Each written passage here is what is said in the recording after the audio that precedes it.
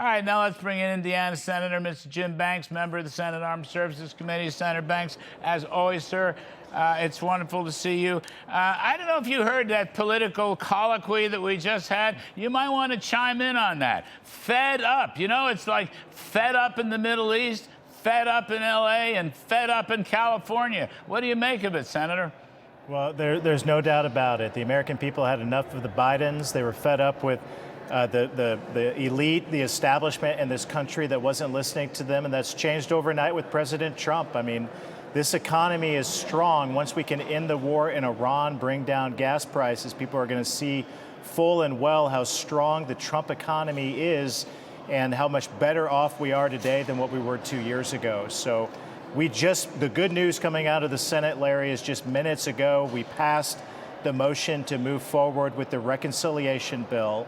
These lunatic, crazy Democrats have blocked the most important priority that we have for this country, which is to secure the border and for law and order in this country, to deport illegal criminals. These Democrats have blocked ICE funding and Border Patrol funding, and we finally passed this motion to go forward on a party line vote. Every Republican voted for the motion to move forward for a 3-year funding deal. It's very simple to pay for 3 years ICE and for Customs and Border Patrol. The good news is that under President Trump, we have the lowest number of illegals coming over our southern border that we've had in over 50 years, thanks to President Trump. And these Democrats are mad about it. They care more about illegals, the priorities of illegals in this country, than they do about keeping Americans safe. And that's why the Senate is on the cusp of passing this important piece of legislation to fund our law enforcement and our Border Patrol to keep America safe and secure, as President Trump promised to do in the last election. You know, when you think about it, Senator, you're dead right, because you know, all these races revolve around the Democrats' hatred of ICE and their hatred of the border. I mean, they want open borders, don't they? In New Jersey, you know, where the federal detention center, blah, blah, blah, in Virginia, in Texas, in Minnesota, in Los Angeles, it's all about fighting ICE. But, Senator, I always see fighting ICE and fighting police as yearning for open borders. They don't care if criminals come across. And that goes in, you know, with cashless bail, that kind of thing. And it goes in with all the negative values that we're seeing in the Los Angeles and the California races. I mean, in a sense, you're out. It's all of a piece here. The Democrats have not learned a single thing, have they, Senator? No, they haven't, and that's why I'm optimistic about these midterm elections. With President Trump as the quarterback and the big wins that he's racking up for America, and how out of touch, how radical these Democrats are in all of these Senate races, there's no reason why we can't keep majorities in the House and the Senate for Republicans to keep advancing President Trump's agenda. When the Democrats nominate the Plattners and the Tallaricos and these radical lunatic Democrat candidates all over the country, we have a really good chance to keep majorities. So it goes back to what the Democrats have done in the Senate, though. They've blocked funding for our law enforcement.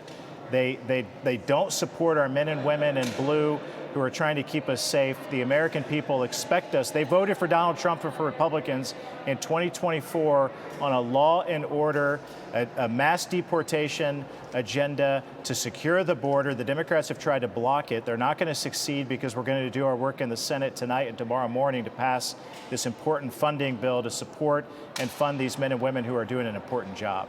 Senator, is there any chance after this, I mean, you got room by the rules for yet another, you know, 51-vote reconciliation?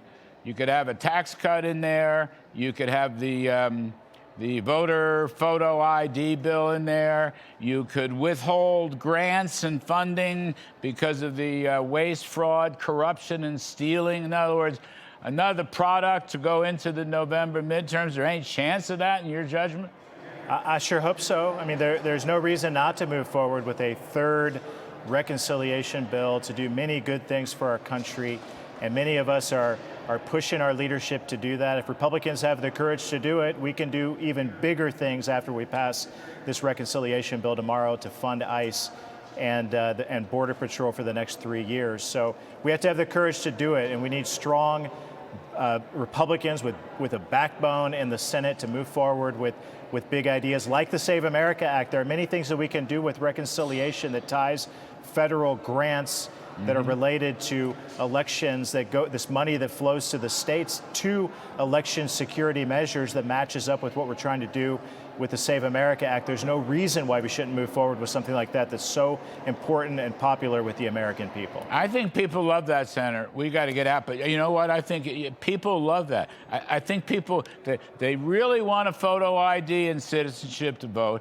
but I think they want to stop funding all of these. It's waste, it's fraud, it's corruption, it's just stealing. You know, you look at what Emmett Oz has done out in Los Angeles, $100 billion with these hospices and you know the story better than I do. I mean, people are fed up, to use Ben Domenech again, people are fed up with that kind of corruption and stealing.